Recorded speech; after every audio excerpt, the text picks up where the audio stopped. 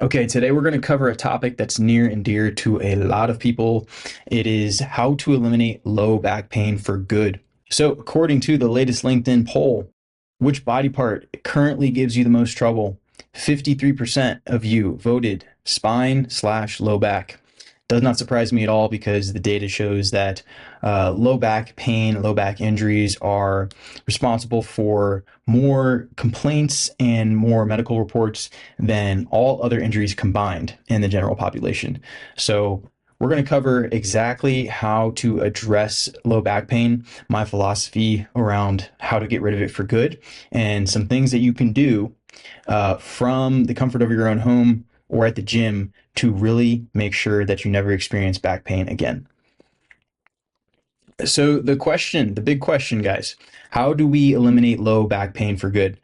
So let me just give a quick disclaimer. I am not a physical therapist. I am not an orthopedic surgeon. I am not a physician in any way whatsoever, but I do have a lot of experience with low back pain, and I do have a background in corrective exercise and sports medicine.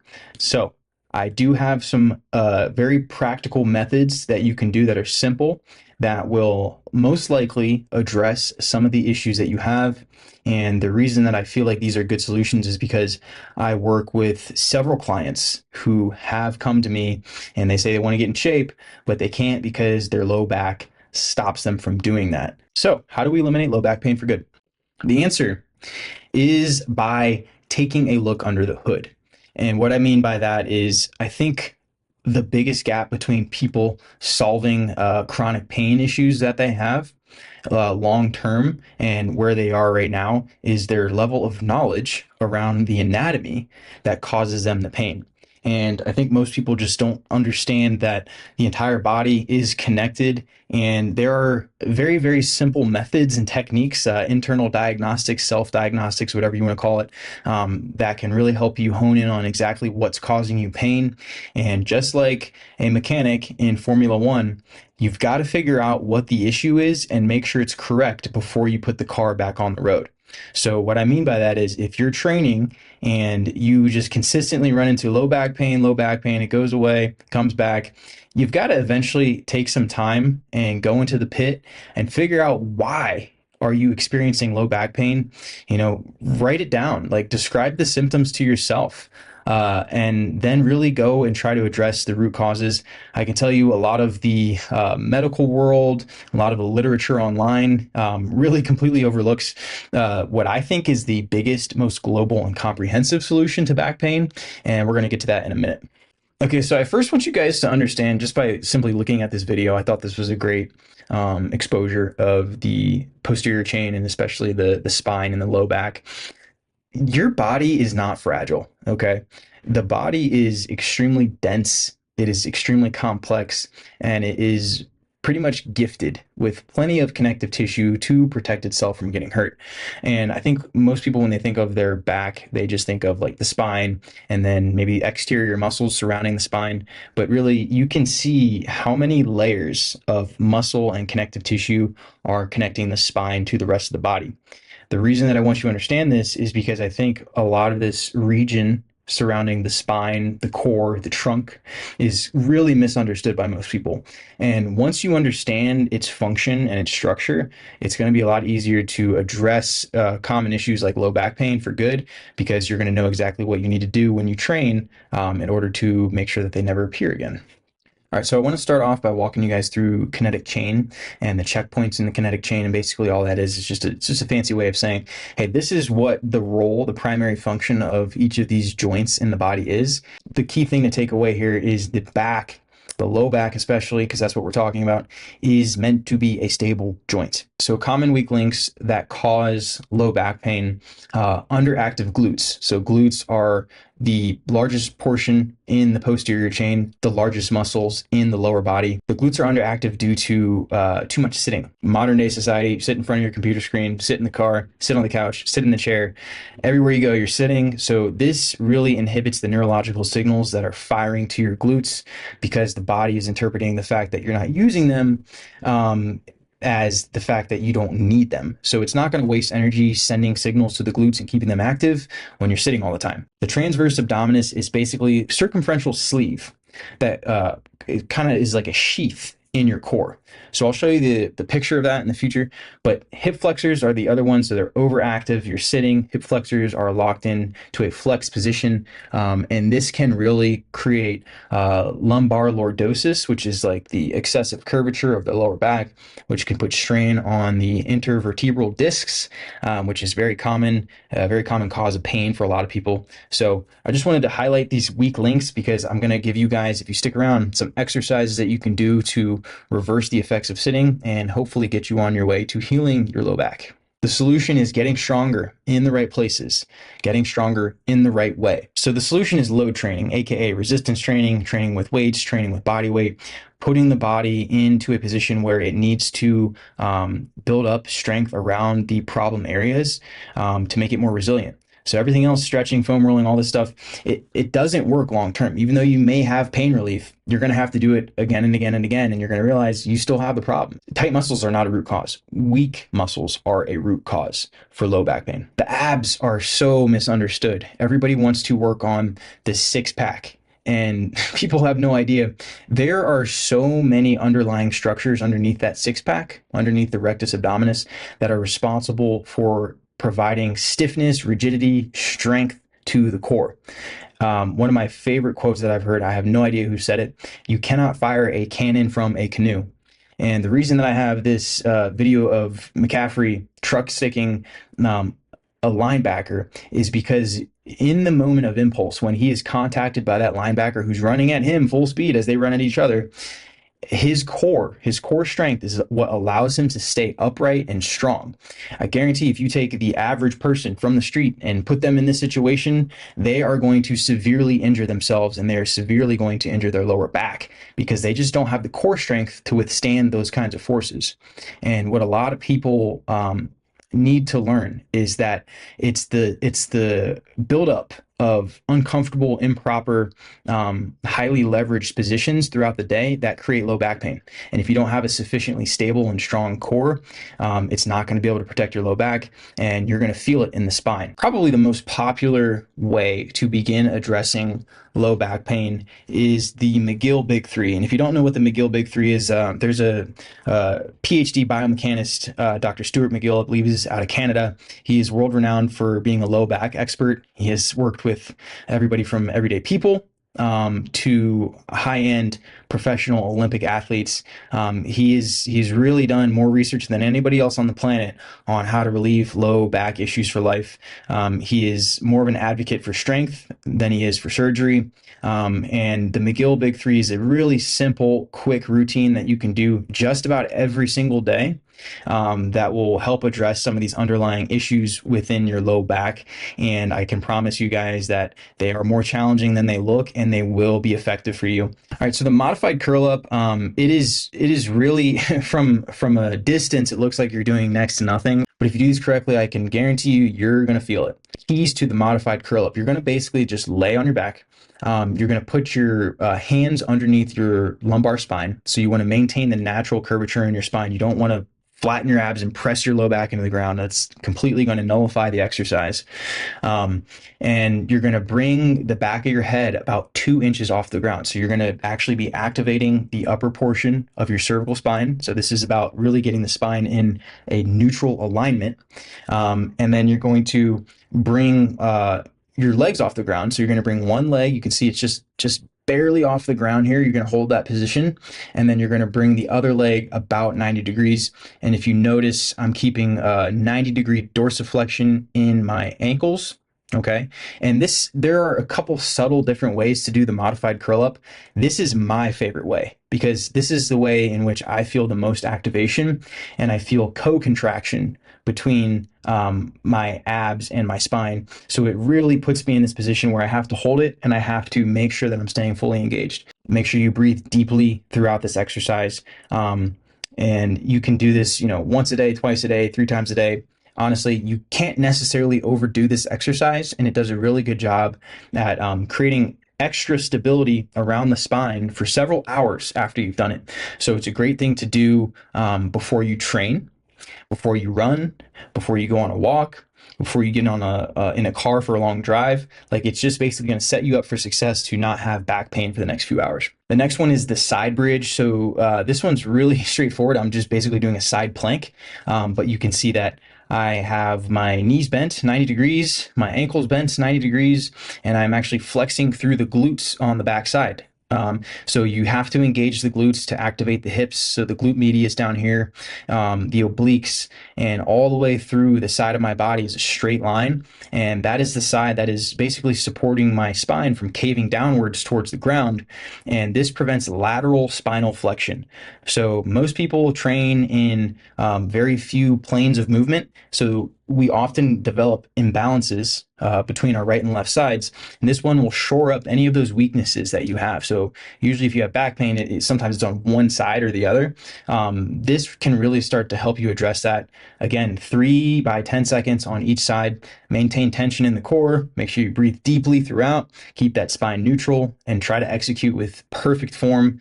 These exercises give you exponential value the better that you execute the form.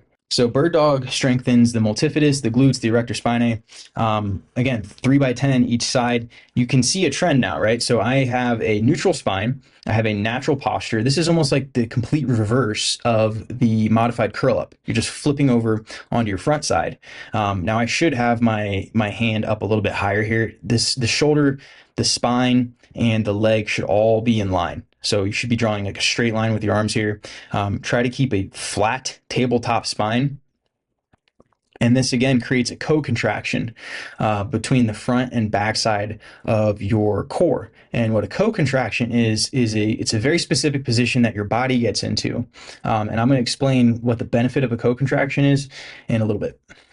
All right, so the other idea I have is glute amnesia. So when you have underactive glutes, you can actually fall into this state of glute amnesia, and what that means is your glutes are essentially sleeping, and you will never solve your low back pain until you wake them up through exercise. So there are several exercises that are really good for helping you reconnect your brain to your butt, and doing them is a great way to reintroduce glute strength into those muscles, and also just the neurological activation that's going to teach you how to fire and rotate your hips through the glutes properly. And it's going to make a big difference in the way that you feel.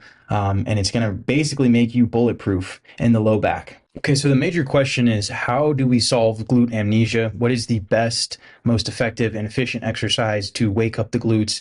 And the answer is to learn how to hinge from the hips, and to do that we need to do kettlebell swings.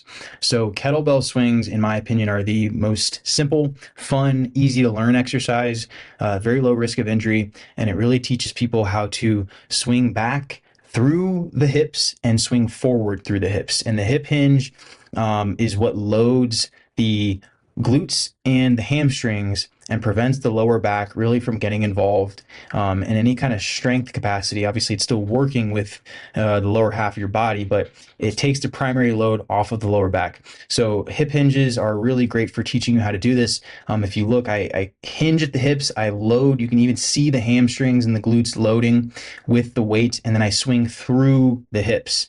So I'm not using my lower back in this exercise at all. I don't feel it in my lower back when I'm done with this exercise. So this is a great solution, very accessible and very easy for everyone to learn. Kettlebell swings, 10 to 20% of your body weight to start.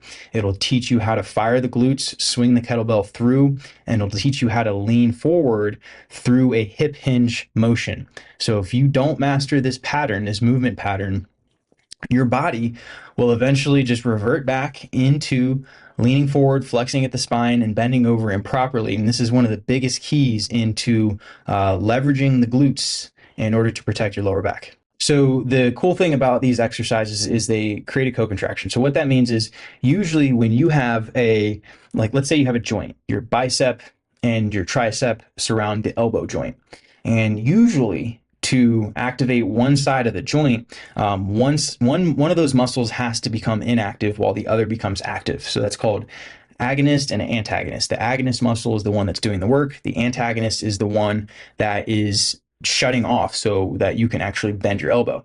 So in this case, the agonists and antagonists are the multifidus and the transverse abdominis. And if you remember what I was talking about earlier, transverse abdominis, it's almost like the outer lining of a soda can, if you will. So think about your core as a soda can. This is the transverse abdominis. It lies beneath the rectus abdominis, and it's really important to have this become a strong muscle. The multifidus is like a deep layer spine muscle that kind of connects to each of the facet joints. And what makes the multifidus special is it transmits postural position to and from this spinal cord to the brain. So it's really effective at telling your body where it's at in space. And so when you do some of these McGill exercises, especially the bird dog, it teaches you how to neurologically activate both the multifidus and the transverse abdominis at the same time. And when a co-contraction occurs in any of the joints, but especially in the spine, it stabilizes the spine. So these exercises are really designed to teach you how to activate the muscles in your deep core and how to protect your spine. And this is just a neurological process that takes time. You have to do them regularly, but the more you do them, the less injury prone your low back is. All right, so my take on how to really get rid of these long term once you build up some core endurance through the McGill routine, which I personally think you should do every day, especially before training, is how do you really make sure that this never happens again? And again, this is going along the rehab, prevention, performance spectrum. So that's my philosophy, is like, we want to build, we want to recover from injury, whether it's acute or chronic, something you've been dealing with forever. We want to bulletproof the body against getting injured again. And then we want to start to see how well we can perform, because the more capacity you have in your body, the longer you're going to live and the less likely you are to get hurt. And I like using these two guys as an example. If you don't know who they are, Christian McCaffrey here and DK Metcalf. And the reason I like using these two guys in the NFL is because, in my opinion, they have probably the most balanced athletic physiques that you could possibly want. So if you look at Christian here, you can see he's built obviously from head to toe. But if you look at the size of his hips and glutes, it's not hard to see why this man never gets knocked down. He is extremely strong in this region, and especially in the core too. So this is all connected right here. This trunk, all the way from his glutes, all the way up to the top of the lumbar spine. This thickness, this density, and this structure that he's developed is what keeps him as brutally strong as humanly possible. It's what keeps him fast, and it's what keeps him powerful, and why he never gets hurt in that region. Same thing, DK Metcalf. A lot of people just like to think of the six-pack, but if you look closely, it's not just the six-pack that he has. If you just look at how thick this structure is in the midsection, it's no wonder why he's so strong. So obviously, these NFL guys, they have to withstand tremendous physical forces week after week. And the only way they can stay out of harm's way is by being strong enough to absorb them. So these are extreme examples, obviously, of what you want to be going for, but the concept remains the same. The goal is the same. You want to build a crazy set of glutes, strong, thick, dense, powerful, and you want to build a really, really strong core. And that is not just the six-pack. That's the obliques and everything else we talked about. So for the NFL caliber glutes, you really have to eventually, once you're healthy enough, get into deadlifting safely if you can. I do not recommend deadlifting if you're currently dealing with low back pain. You need to address other things first before you get back into deadlifting. And then the other one is the box squat. And the reason I say box squat instead of just traditional barbell squat is because the box squat really teaches you to engage your hips and fire out of the hole. It activates the glutes more than, in my opinion, any other squat. And I like it because somebody who's dealt with back pain and having had knee surgery, I just find this to be the most enjoyable way to squat nowadays. You can still go fairly heavy, and you can get everything you need out of the movement while also encouraging those hips, those glutes to fire properly. And the deadlift too, obviously you want to be strong through the deadlift. The deadlift will call out any weaknesses. So you have to really learn how to brace your core, fire through the posterior chain. Although the deadlift looks like a low back exercise, it absolutely should not be a low back exercise. The deadlift is meant to be done by pulling through the glutes, extending the hips, and lining it up with the hamstrings at the end. Obviously, you want to brace that core as tightly as possible, or the weight from the deadlift will pull you over, flex your spine, and create an injury.